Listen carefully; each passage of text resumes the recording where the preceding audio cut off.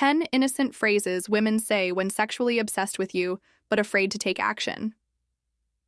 Most men think sexual obsession looks bold, flirting, teasing, directness, but real dangerous attraction that's covert. It's restrained. And when a woman is sexually drawn to you but afraid of what that means, she leaks it in disguise. She'll say things that sound harmless, playful, even dismissive, but those words are not random. They're emotional. Fail-safes triggered when her rational mind tries to stop her body.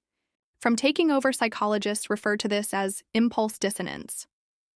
Her instincts are fully engaged. They say yes. They push her closer.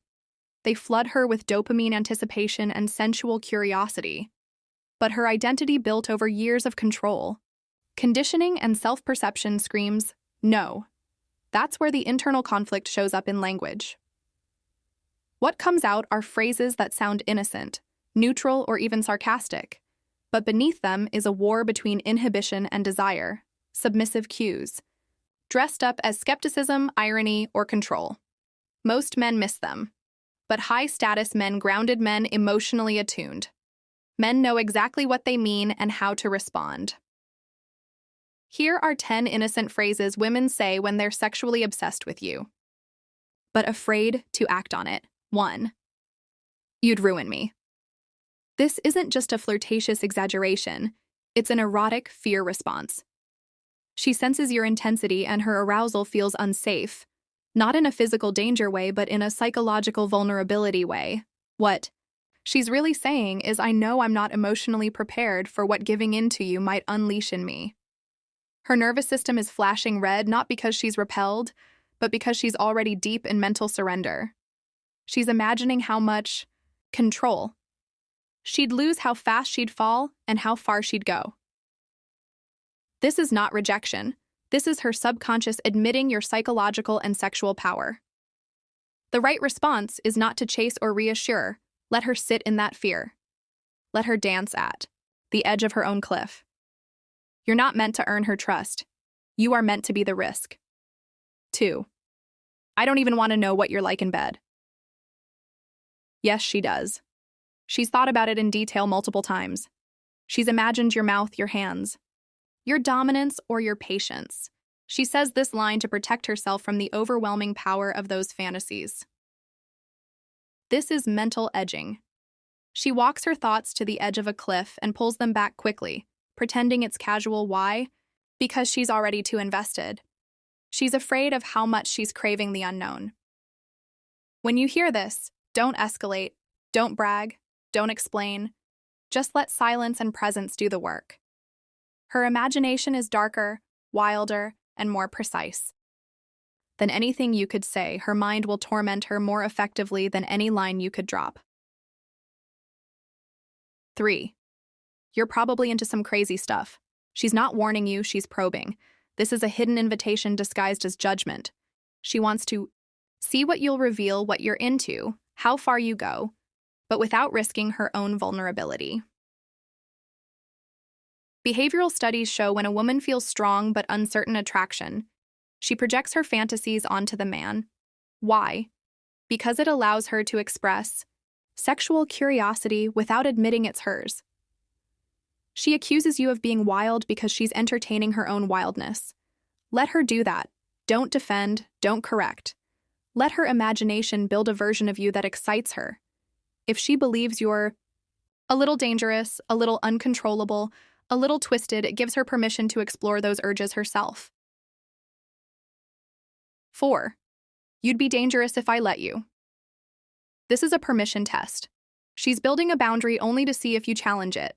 The most important word here is if. That implies the possibility is already alive in her mind. She's already imagined what it would feel like to be undone by you.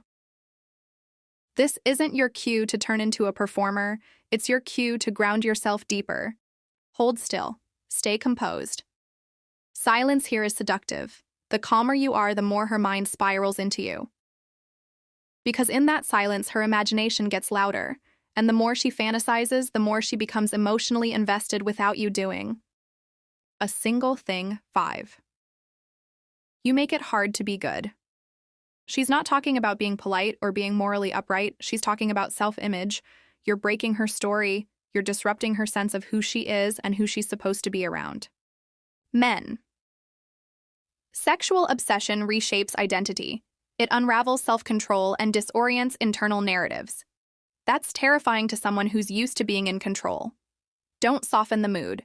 Don't try to make her comfortable. Let the tension stay. Uncomfortable moments are where obsession takes root. It's not in the pleasure, it's in the conflict. The part of her that resists is the part that secretly wants to surrender. 6. I already know your trouble. This is not a judgment, it's a confession.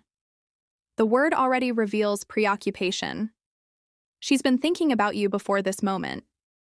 She's probably visualized what it would be like to cross the line with you. Women don't fantasize randomly. They replay scenarios that activate them emotionally. If she says this, she's mentally run the tape more than once. That's not light interest. That's mental saturation.